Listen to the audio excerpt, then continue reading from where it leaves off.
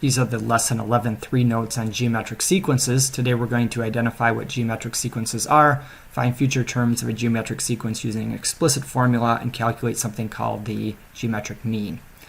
Now, we've talked about arithmetic sequences before. When you have an arithmetic sequence, what we're looking for is a constant difference between terms. So what you might notice is that terms are changing by what's called a constant difference. A lot of people think of it as being like a problem where to get from one term to the next, we're adding or subtracting the same number each time to get to the next term. In a geometric sequence, we're not going to be using addition and subtraction to get to the next term. We're going to be using multiplication and division. For example, in the case of going from our first sequence from 90 to 9 to 0.9 to 0.09, this is a sequence that is changing by, you can think of it as being dividing by 10. Each term, to get from one term to the next, we divide by 10. So yes, this is a geometric sequence.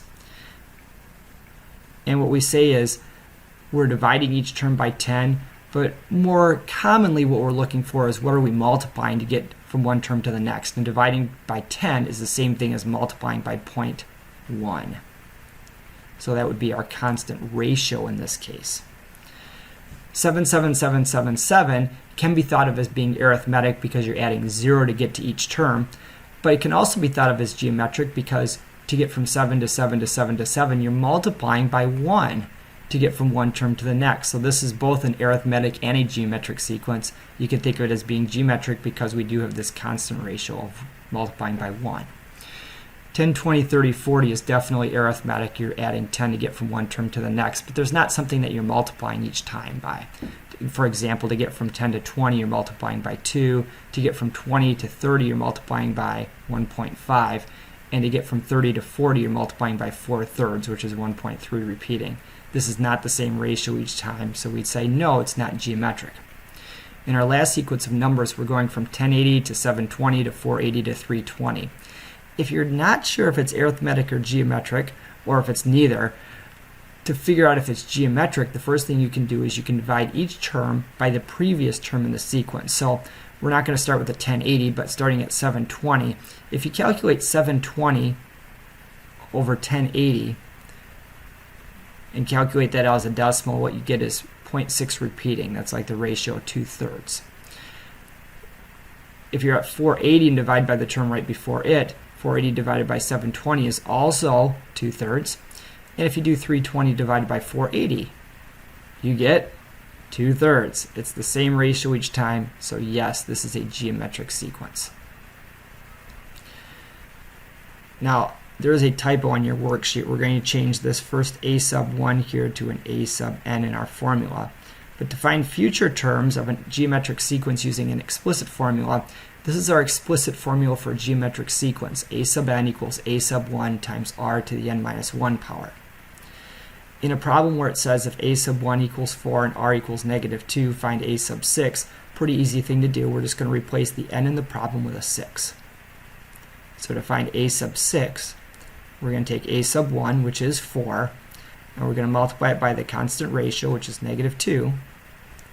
And we're going to take it to the n minus 1 power. Now, n in this problem is 6, so whatever this subscript is going to replace up here this n.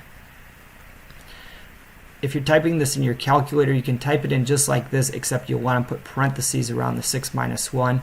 What a lot of people do to avoid the parentheses is type in 4. You do have to do parentheses around the -2, but then just do an exponent of 5, because that's what 6 minus 1 is equal to. And if you calculate this out, what you get is -128. That would be the 6th term in that sequence.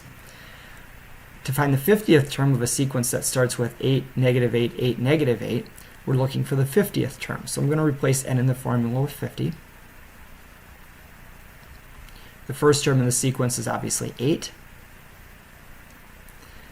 To get from one term to the next, we're multiplying by -1. Remember, to find the constant ratio, you can actually take any term, like the second term, and divide it by the term right before it. So you could do -8 divided by 8, which is -1. You may have known that by looking at the problem. That's your r value. So I'm going back to my explicit formula. A sub 50 equals the first term times the constant ratio to the n minus 1 power. N is 50 again, minus 1. If you type this in your calculator, put the entire exponent in parentheses, or again recalculate it by using 49 as your exponent. Negative 1 to the 49th power, if you take a negative number to an odd power, you're going to get a negative number, so that's going to be negative 1 times 8 is negative 8. To find the 10th term of the sequence that starts with 32, negative 24, 18, what I'd like you to do is pause the video, see if you can figure out the numbers that you would substitute to the explicit formula, and we'll see what you get in just a moment. So to find our 10th term, we need to know the first term and the constant ratio. To find the constant ratio, I took negative 24 and divided by 32. When you do that, you get negative 0.75. You could have also taken 18 divided by negative 24 and gotten the same result. We're going to take this negative 0.75 number, we're going to plug it in for our R value. A sub n is a sub 10 in this problem. We're looking for the 10th term. A sub 1 is 32. There's our negative 0.75, and our exponent is 10 minus 1, because that's what n minus 1 equals here. I replaced the 10 minus 1 with a 9, type this directly in my calculator, and I got negative 2.4 as the 10th term of that sequence. Next thing we're going to find is something called the geometric mean. Now we're really familiar with the arithmetic mean. To find the mean of two numbers, typically we add the two numbers and divide by 2. Now it's actually called the arithmetic mean because there's a number that's also called the geometric mean. To find the geometric mean of two numbers, you multiply the numbers together and square root them. Now, we're going to work with the numbers 4 and 16 here. It says find the arithmetic and geometric means of 4 and 16. Obviously, to find the arithmetic mean of these numbers, we add the two numbers together. 4 plus 16 is 20. And we're going to divide that by 2, and we get 10. And this number makes sense because if you consider the numbers 4 and 16, if you add 4 plus 6, you get 10. 10 plus 6 is 16, so 10 is sort of in the middle between these two numbers if you think of addition and subtraction. The geometric mean is found by taking 4 times 16, which is 64, and square rooting it. Now when you do that, you get 8. Why does it make sense for a geometric mean to be 8? Well, think of it this way. For an arithmetic mean, the number 10 is directly in the middle of 4 and 16. You could think of the constant difference between these terms as being 6. However, if you think of the numbers 4, 8, and 16, to get from one number to the next, we're multiplying by 2. So to get from 4 to 8 to 16, you're multiplying by 2 and multiplying by 2. So that sort of makes sense also. What I'd like you to do is I'd like you to find the missing term in the geometric sequence. Now, it could be a geometric mean or its opposite. For example, we'll do one together. For 4 and 25, we're going to find the geometric mean. So we're going to multiply 4 times 25 together, and we're going to square root this answer. Now 4 times 25 is equal to 100. When you square root it, you get 10. And that sort of makes sense. To get from 4 to 10, you could multiply by 2.5. And to get from 10 to 25, you could multiply by 2.5 again. However, because it is a geometric sequence and we're multiplying, not only does multiplying by 2.5 work, but multiplying by negative 2.5 works as well. So when we do the square root, we're going to take both the positive and the negative answer. So instead of just writing 10, we're going to use plus or minus 10, because you can multiply 4 by negative 2.5 and get negative 10, and then do negative 10 times negative 2.5 to get 25. So all of our answers here will be a plus or minus, but you're going to calculate it by finding the geometric mean.